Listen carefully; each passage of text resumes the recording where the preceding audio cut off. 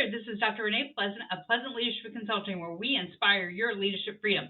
So today I want to talk to you about a new series that we're launching, and it's called Increasing Productivity. What a great series for the new year. So let's go ahead and get started, shall we?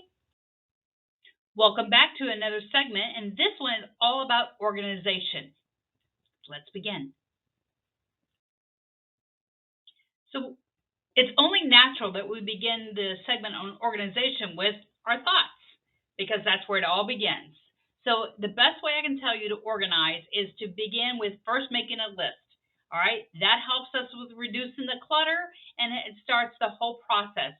So once you organize, you need to then prioritize, and then you need to assign. It really is that simple.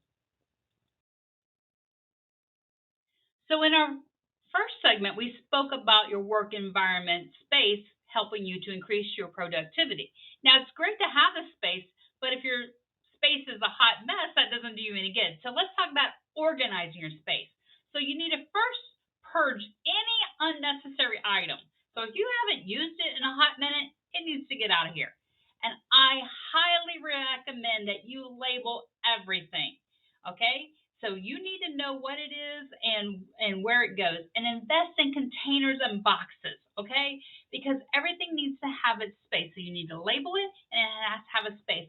And your desk should have a natural workflow, all right? So for example, just a small example, near the phone, you should have a pen and paper so you can take notes while you're on the phone, all right? Okay, we're wrapping up this section here and with organizing your tasks. So, big proponent here of creating a to-do list. So write down all the tasks that you have to do, prioritize them, and then look to see if any of those are reoccurring. If they are, go ahead and schedule those out. All right, it's best to plan ahead. Now, look at those tasks. Are any of those tasks that you have, can they be automated? Let's work smarter, not harder, right? All right, and then let's minimize distractions.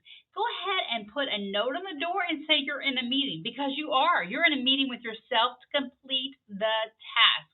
So let's say you're working on the budget. You need full focus. Your organization needs for you to be fully focused and not distracted with interruptions, because you're dealing with the company's money, right? Or you're dealing with something that needs full attention.